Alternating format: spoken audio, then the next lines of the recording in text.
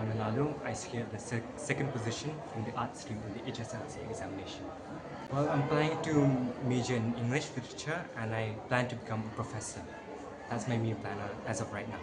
Okay, so See, I think the biggest misconception that people have is that you have to study for hours at a time. And although that may be true in some cases, I feel like that's not true for everyone. So for me personally, I studied whenever I felt like it, and I also took breaks whenever I felt I needed it. I think everyone just needs to find their own study pattern. so is there any message for those coming exams? The main thing is that people often look at toppers as the ideal students and they have to follow their routines. But not everyone can commit to the same routine that other people have. So the main thing I want to advise other students is have a study routine that works for you. And as soon as you find that study routine, commit to it. That's the only thing that I want to say. Thank you.